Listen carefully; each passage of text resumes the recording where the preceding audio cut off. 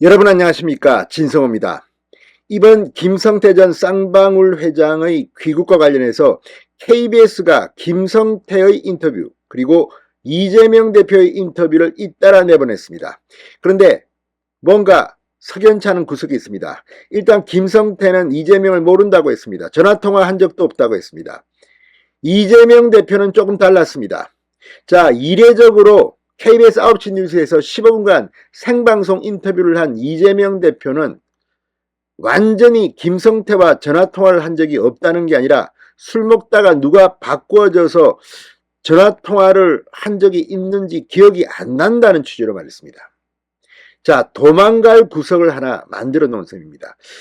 KBS 9시 뉴스에 나온 이재명 대표가 술 먹다가 누가 바꿔줘서 김성태 전 회장과 통화했을 수도 있다는 그런 이야기를 한 겁니다. 그렇지만 이것도 기억이 잘 나지 않는다고 합니다. 선택적 기억력입니까? 자, 그런데 방금 전 문화일보가 이재명, 김성태가 통화를 했다는 진술을 검찰이 확보했다고 단독 보도했습니다.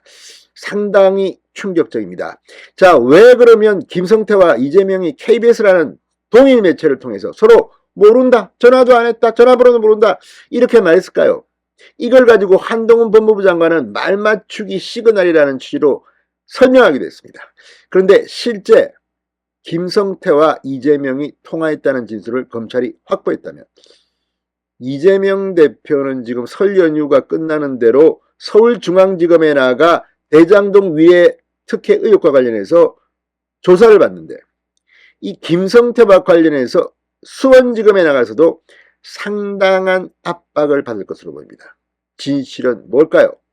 우리는 짐작할 수 있습니다. 진성호의 융단 폭격 시작합니다. 이재명, 김성태를 융단 폭격합니다. 방송에 앞서 아직 진성호 방송의 구독자가 아니신 분은 붉은색 구독 버튼 눌러주십시오. 더 좋은 방송으로 보답하겠습니다.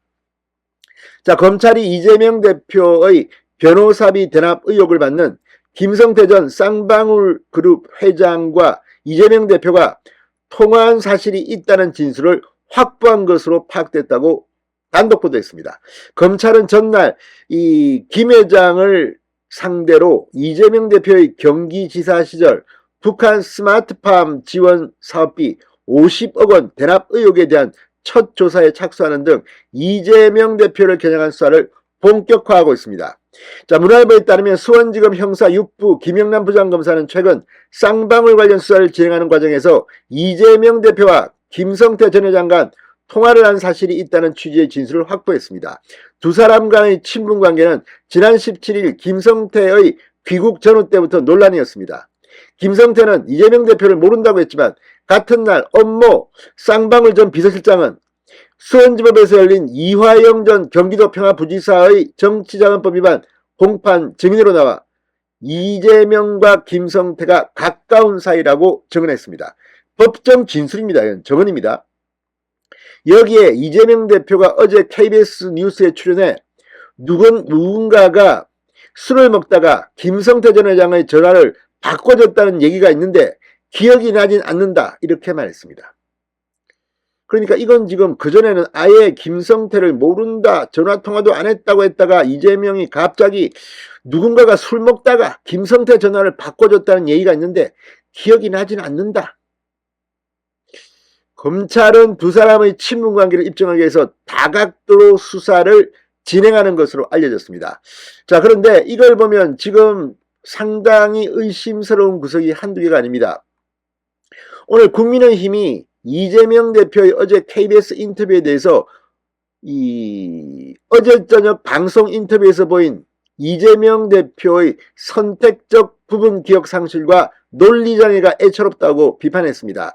양금희 국민의힘 수석 대변인은 논평을 통해 이재명 대표는 본인에게 유리한 부분만 잘라서 반복해서 궤변을 늘어놓고 거짓말이 서로 충돌할 땐 기억이 나지 않는다. 지금은 상황이 달라졌다며 황급히 이를 듣기 바쁘다고 지적했습니다. 그러면서 본인은 김성태 전 회장과 일면식도 없고 통화한 적도 없다더니 김성태 전 회장을 태국에서 도왔던 조력자가 두 사람이 전화통화를 한 적이 있다는 진술이 나오자 김성태 전 회장이 술을 먹다 전화해서 받았을 수도 있지만 기억이 나지 않는다는 변명을 뱉어냈다고 비판했습니다. 자신은 당대표이기 때문에 자신에 대한 공격이 당에 대한 공격이라는 측면을 동시에 갖고 있다며 당 차원의 대응을 억지로 정당화했다. 이건 말이 안 됩니다. 성남시장 시절, 경기도지사 시절 했던 이 범죄 혐의에 대해서 민주당이 어떻게 책임을 집니까?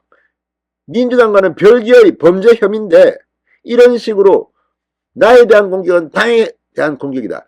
이거 지금 그래서 분리대응해야 한다는 주장들이 나왔고, 이재명 대표도 서울중앙지검에 출석할 때는 변호사 한 명과 둘이 가겠다고 이야기했는데, 그때도 아마 제가 볼 때는 또 국회의원들 뭐 수십 명이 따라오지 않을까 이런 의혹도 있습니다. 가봐야 되겠습니다. 자, 아무튼 결국 개인의 범죄 혐의에 대한 수사를 방하기 위해 국회의원 배지를 달고 당대표실을 접수했다는 고백이나 다름없지 않는가 이렇게 반문했습니다. 이 말은 뭐냐면 이런 수사를 받을 것을 예상하고 이재명 대표가 인천 계양을의 보궐선거, 국회의원 보궐선거에 나가서 사실 당내에서도 논란이 많았습니다. 딸고 또 대표까지 됐습니다.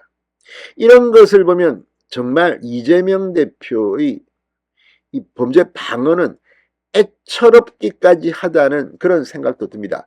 아무튼 이 문화일보의 이 보도 상당히 충격적입니다. 자, 지금 김성태를 소환해 검찰이 조사하고 있습니다. 대북 송금 의혹 등을 집중 조사하고 있는데 조응천 민주당 의원 등은 이 대북 송금 문제가 민주당의 의회의 역풍을 일으킬 수도 있다고 진단하기도 합니다. 자, 이 문제 지금 어쨌든 이 부분 김성태의 뭐 개인 차원이라고 하지만 개인 차원에서 왜 이렇게 했을까요? 아무튼 경기도, 이재명의 경기도, 아태협, 김성태의 쌍방울, 대북 송금 의혹. 자, 이제 퍼즐이 하나둘씩 맞춰지고 있습니다. 이재명과 김성태가 통화했다. 만나지는 않았을까요? 아무튼 이런 의문이 드는 이유는 이제 김성태의 금고직이라는 이 전매제 김모 씨가 태국에서 들어온다면 지금 무슨 문신을 한 뭐 이상한 40대 남성이 한국에 가지 마라고 협박하고 있다는 그런 정황이 제기되고 있습니다. 태국에 있는 한국 대사관 직원들이 목격했다는 겁니다.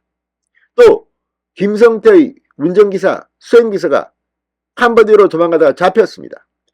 김성태의 휴대폰도 갖고 있었다고 합니다. 점점 더 이재명에게는 불리하게 정황이 진행되고 있습니다. 진성호의 윤곽 폭격이었습니다. 여러분 감사합니다.